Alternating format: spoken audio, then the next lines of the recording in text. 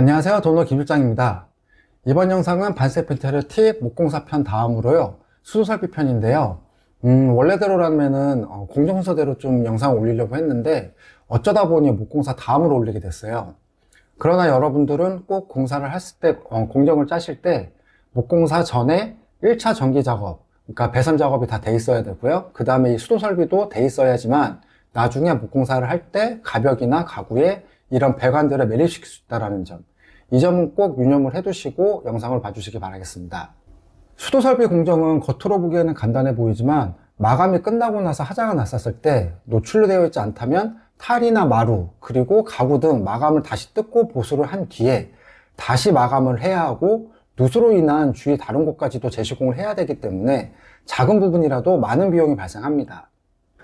그래서 매우 무서운 공정이기 때문에 저 역시 마찬가지로 수도설비가 잡히는 날에는 현장에서 알박기를 하고요.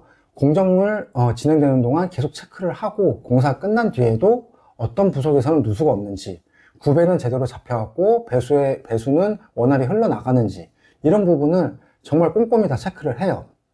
그렇기 때문에 여러분들은 이 수도설비에서만큼은 어설프게 비용 아끼겠다고 직영으로 사람 섭외해서 자재 준비해서 시공을 하시면 안 됩니다.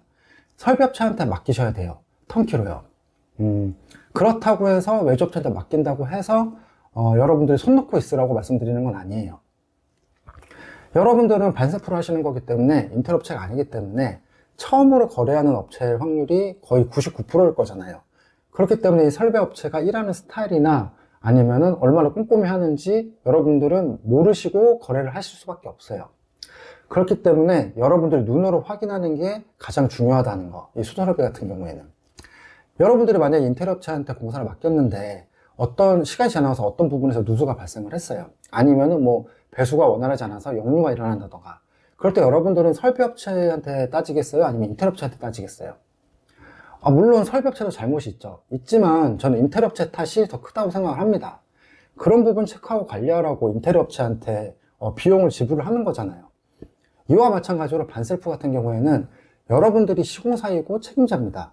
그렇기 때문에 여러분들이 나중에 하자가 발생했을 때 설비업체를 탓할 필요가 없는 거예요.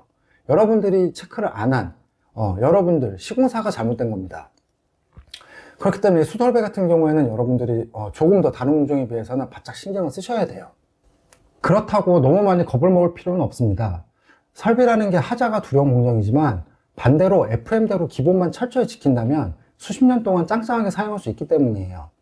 그렇기 때문에 저는 이 영상을 통해서 설비를 반세프로 진행하실 때 여러분들이 사전 준비해야 할 것은 무엇이고, 또한 공정 중간중간에는 FM대로 기본을 잘 지키며 시공되고 있는지, 어떤 부분을 체크해야 하는지 알려드릴 것이고요.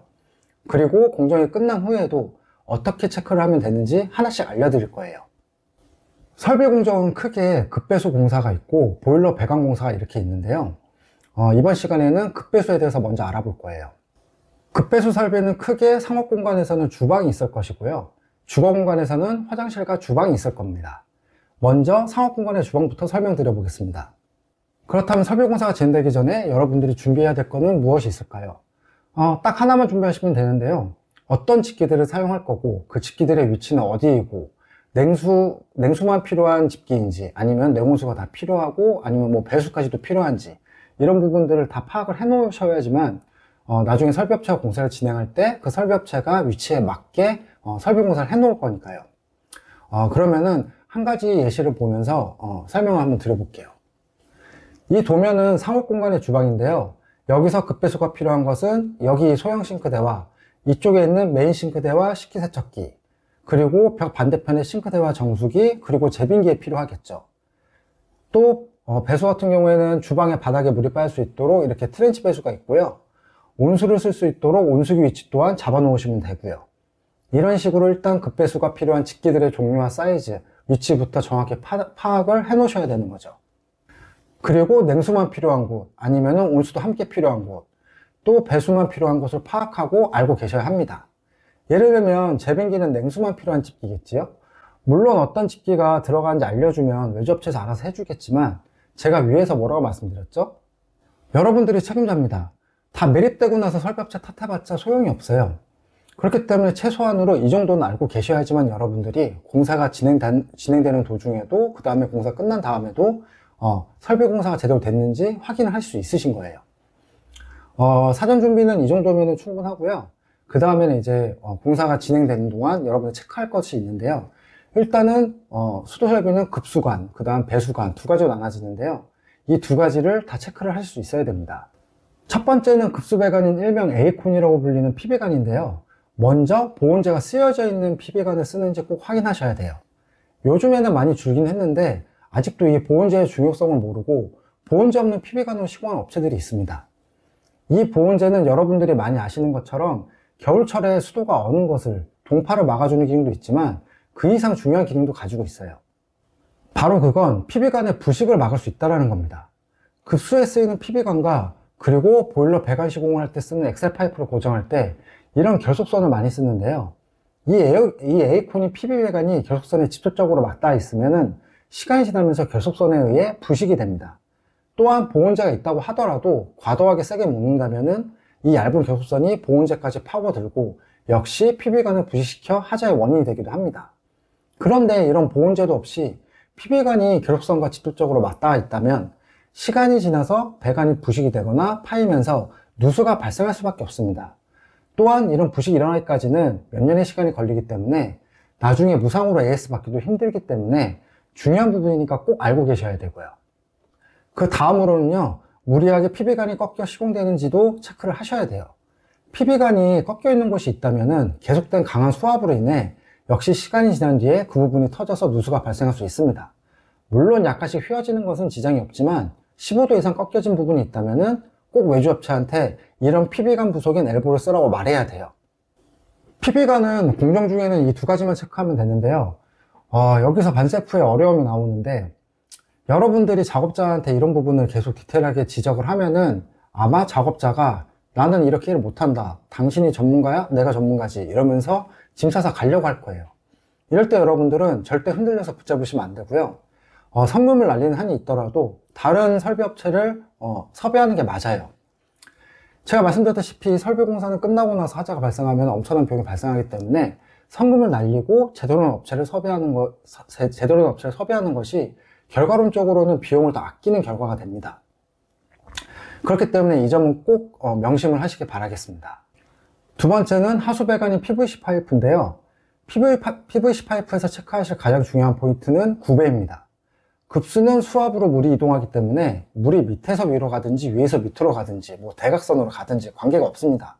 그러나 배수는 수압이 아닌 중력에 의한 유체역학에 따라 흐릅니다. 간단히 말씀드리면은 배수는 무조건 위에서 아래로 흐른다라는 뜻이죠. 물론 여기에도 예외는 있는데요. 이런 펌프 기계를 이용해서 어쩔 수 없이 아래에서 위로 끌어올려야 할 경우에는 자동 펌프를 사용하기도 합니다.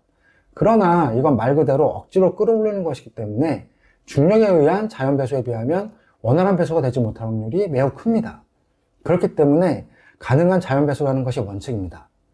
그래서 이 PVC 파이프의 기울기인 구배를 제대로 잡지 못한다면 배수가 원활히 이루어지지 않을 수 있고요. 심한 경우에는 역류 현상이 발생합니다. 그래서 여러분들이 직접 눈으로 제대로 가지배관이 메인 배관 쪽으로 점점 낮아질 수 있도록 구배가 잘 잡혀 있는지 확인을 하셔야 하는 거죠. 인테리어는 모두 사람 손으로 하는 거기 때문에 막 시간을 촉박하게 하거나 아니면은 공정을 좀 최대한 시간을 줄이기 위해서 약소하다 보면은 실수가 나올 수밖에 없어요. 그렇기 때문에 여러분들이 눈으로 일일이 체크를 하셔야 되고요. 저 같은 경우도 지금까지는 한 번도 안 그러던 설비 업체가 한 번은 구배가 역구배가 잡혀갖고, 역구배라는 거는 구배가 한마디로 이렇게 기울기가 이렇게 잡혀야 되는데 이렇게 잡힌 걸 역구배라 그러거든요. 한 번도 안 그러던 업체가 그런 경우가 있어요. 본인들의 스케줄이 바쁘다 보니까 제대로 확인을 안 한 거죠. 이것도 제가 설비업체를 탓할 필요는 없습니다. 물론 속으로는 설비업체 쌍욕을 하지만 결국에는 체크를 제대로 못한, 바쁘다고 핑계대면서 못한 제 탓이니까요. 그렇기 때문에 이런 구배에 대해서 여러분들이 필히 꼼꼼히 체크를 하셔야 된다는 것도 꼭 기억을 하셔야 되고요. 당연히 메인 배관 쪽으로 점점 낮아지게 해야겠지만 그렇다고 무작정 가지배관 쪽을 높이면 땅을 많이 까야 하거나 주방턱을 높여야겠죠. 제가 간단하게 요약해서 이 배수관 구배 잡는 방법 알려드릴게요. 일단 이 배수관 구배는 두 가지로 나눠서 보셔야 돼요. 첫 번째로 물을 굉장히 많이 쓰고 이물질이 많이 섞여 들어갈 수 있는 배수, 그 다음에 두 번째로는 이물질이 별로 섞여 들어가지 않고 물량이 그렇게 많지 않는 그런 배수관, 이렇게 두 가지로 나눠서 보시면 되는데요. 전자 같은 경우에는 대표적으로 식당의 주방이나 헤어샵의 샴푸실을 예로 들 수 있고요. 후자 같은 경우에는 화장실 같은 경우가 되겠습니다. 그렇다면 당연히 이물질이 많이 들어가는 배관의 경우 이물질이 더 빠질 수 있도록 구배가, 기울기가 높아야겠죠. 이렇게 기억해 두시면 편하신데요. 이물질이 많이 들어가는 배관은 매다당 최소 100mm에서 150mm가 높아져야 하고요. 가지 배관에서 메인 배관 쪽으로 낮아져야 되는 거고요. 그렇지 않은 경우에는 매다당 50mm에서 100mm로 구배를 잡으시면 됩니다. 그리고 두 번째로는 파이프 규격도 문제가 될 수가 있는데요. 가장 많이 주로 쓰는 파이프 규격은 세 가지입니다. 50A, 75A, 100A인데요. 이 숫자의 규격은 파이프의 내경 미리수와 거의 일치한다고 보시면 되고요. 당연히 파이프가 클수록 물이 잘 빠지겠죠. 50A는 위에서 말씀드린 화장실 같은 경우에 주로 쓰고 일반적으로 제일 많이 사용되어지는 규격으로 보시면 되고요. 75A는 식당의 주방과 헤어샵, 그리고 100A는 일명 현장에서는 똥배관이라고 많이 부르는 양변배관에 쓰이는 규격이라고 보시면 되겠습니다. 이걸 알려드리는 이유는 간혹가다 식당 주방이나 헤어샵에서 50A로 공사하는 경우가 있어요. 이거는 원활한 배수나 역류에 대한 시한폭탄을 안고 있는 거나 마찬가지예요. 그러니 음식점이나 헤어샵 같은 상업공간에 설비 공사를 하실 경우 이것 또한 꼭 알고 계시고 확인을 하셔야 합니다. 그리고 마지막으로 말씀드리고 싶은 거는 연결 부속인 정티와 YT에 대해서 한번 짚고 넘어가야 할 것 같은데요. 정티는 이렇게 생겼고 YT는 이렇게 생겼는데요. 가끔 가다 보면은 이 두 가지의 차이를 모르고 시용되어지는 것을 볼 수가 있어요. 그냥 간단히 말씀드리면은 무조건 YT를 쓰셔야 되는 겁니다. YT는 이렇게 두 곳의 배수가 합쳐져서 메인 배관 한쪽으로 흐르도록 유도하기 위하여 쓰는 것인데요. 당연히 이런 굴곡이 있으니 물의 마찰이 줄어들면서 자연스러운 배수를 유도하겠죠. 그럼 정티는 쓸데없이 만드는 제품이냐? 그건 또 아닙니다. 정티는 물이 한쪽으로 들어와서 이렇게 양쪽으로 빠져야 할 경우, 그러니까 메인 배수관이 있는 곳이 두 군데가 있어서 나눠질 경우에 쓰는 겁니다. 이런 경우는 현장에 따라 아예 없는 것은 아니지만 거의 드물어요. 그러니 물이 합쳐지는 곳은 무조건 YT를 쓴다고 보시면 되겠습니다. 이렇게 구배, 파이프 규격, 그리고 정티, 이 세 가지가 제 경험상 제일 많이 배수 작업 시 주로 문제를 일으킬 수 있게 하는 것들이었습니다. 제가 다 비싼 돈 지불하면서 겪어본 경험에서 나온 것이므로 꼭 체크하시기 바라겠습니다. 물론 구배가 조금 높지 않아도, 그리고 파이프 규격이 작아도 YT가 아닌 정티를 써도 문제가 없을 수도 있어요. 제가 계속 강조하고 있잖아요. 설비는 설마하는 마음이 어마어마한 후풍을 몰고 옵니다. 꼭 FM대로 하셔서 저처럼 멍청하게 직접 몸으로 부딪히면서 돈 까먹으면서 배우지 마시기 바랍니다. 그럼 이제 급배수 설비 공사 중 화장실이 있는데요. 화장실도 똑같아요. 세면대와 양변기, 그리고 샤워 수전의 위치에 따라, 혹은 일반 수전이냐 메디 수전에 따라 그 제품의 사이즈를 정확히 파악하신 후 위치에 맞게 시공업체에 전달하고 상업공간 설비할 때와 마찬가지로 체크하시면 되는 겁니다. 단, 화장실의 설비의 경우 상업공간과는 다르게 한 가지 더 신경 쓰실 부분이 있는데요. 화장실 문은 안쪽으로 열리기 때문에 문과 변기에 간섭이 생기는지 꼭 확인을 하셔야 돼요. 타일까지 다 시공하고 도기 설치할 때 문이 안 열려서 다시 타일까지 뜯고 설비를 하고 다시 타일을 시공하거나 어쩔 수 없이 편심을 쓰는 경우가 생깁니다. 말 나온 김에 이 똥배관 편심에 대해서도 한번 설명을 드릴게요. 편심은 똥배관에서 양변기 위치를 조정할 때 쓰는 이런 제품인데요. 이런 제품을 쓰면 변기 높이가 30에서 50mm가 더 올라가게 돼요. 물론 변기를 사용하는데 문제는 없으나 문제는 변기 시공 후 백시멘트나 실리콘으로 변기 위치를 마감할 때 이런 부분이 3에서 5cm가 올라오면 진짜로 꼴배기 싫어지게 됩니다. 그런데 지금 이 3에서 5cm라고 30에서 50mm라고 말씀드린 거는 3전짜리 편심을 말씀드린 것이지 7전이나 그 이상의 편심을 쓰면 더더욱 높아지겠죠. 이런 편심을 쓰는 거는 정말 피치 못하게 부분 공사할 경우에 쓰는 것이지 전체 리모델링 공사에서는 하자 공사라고 봐야 돼요. 왜냐? 감리자가 제대로 체크를 못했기 때문에 이러한 일이기 때문이죠. 그러니 화장실 문에 열리는 반경도 꼭 확인하시고 도기 위치를 잡으시기 바랍니다. 그리고 이렇게 수도 설비가 다 끝나고 나서는요, 그 다음에는 이제 수도 계량기를 열고 나서 모든 물이 다 채워진 다음에 어떤 부분에서 누수가 없는지 여러분들이 꼭 체크를 하셔야 됩니다. 최종 체크라고 보시면 되는데요.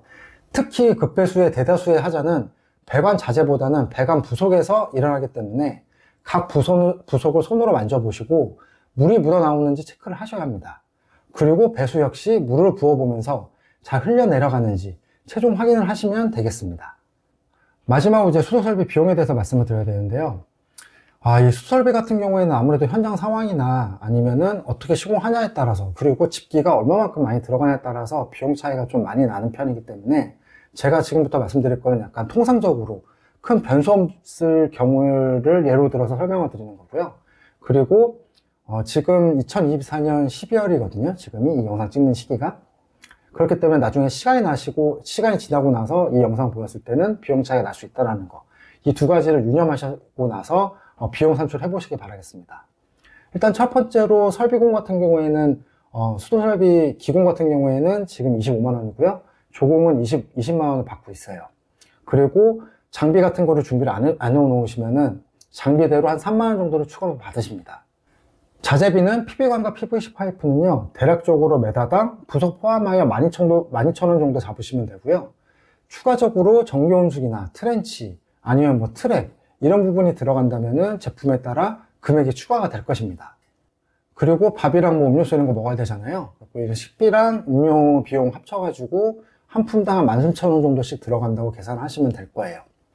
지금 말씀드린 거는 직영으로 공사할 때 금액인 거니까 여러분들 같은 경우에는 제가 분명히 말씀드렸죠. 외주업체한테, 설비업체한테 턴키로 맡겨야 된다고. 그렇기 때문에 외주업체의 그 마진 한 30% 정도 생각을 하시고 이 비용에서 30% 정도 더해서 그렇게 비용 산출을 해본다면은 아마 설비업체한테 맡길 때 적정한 금액이 되지 않을까. 그렇게 계산을 해보시고 비용을 잡으시면 되겠습니다. 자, 그럼 이제 마지막으로 정리를 한번 해보도록 할게요. 반세프로 여러분들이 수도설비 공사를 진행할 때는 사전 준비로 냉수, 온수, 배수가 필요한 집기들의 사이즈와 위치를 미리 파악해 놓으셔야 하고요. 공정이 진행되는 동안 급수배관인 PV관의 보온재와 유무, 그리고 결속선이 너무 꽉 묶인 부분이 없는지 확인하셔야 되고요. 또한 과하게 꺾인 부분이 없는지 체크를 하시고, 그리고 배수배관인 PVC 파이프인 경우에는 구배와 크기, 그리고 부속인 YT를 확인하시면 되고요. 그 다음에 모두 동일하게 시공이 끝난 후에는 급수의 경우에는 누수는 없는지, 특히 부속에 대해서 연결 부분에 대해서 확인해야 된다고 말씀드렸고요. 배수의 경우는 물이 잘 빠지는지 물을 부어 보시면서 확인을 하시면은 수도설비를 반세프로 진행했을 때 큰 문제 없이 마무리가 가능할 겁니다. 그리고 이 이상 여러분들 할 수 있는 것도 없어요. 그럼 오늘은 수도설비 중에서도 급배수, 반세프 하실 때 주의하셔야 될 점, 그리고 비용까지도 알려드렸고요. 다음 영상에서는 이제 수도설비 중에서 보일러 배관 공사, 엑셀 파이프 공사, 그리고 이거와 함께 어차피 여러분들은 외주업체한테 턴키로 맡기실 거기 때문에 미장하고 방통도 같이 따라오실 거예요. 그래서 그 부분도 함께 말씀을 드려보도록 하겠습니다. 그럼 끝까지 시청해주신 시청자 여러분, 구독자 여러분 감사드리고요. 그리고 영상이 도움이 되셨다면 좋아요, 구독도 부탁드리겠습니다. 이상 도우너 김실장이었습니다. 감사합니다.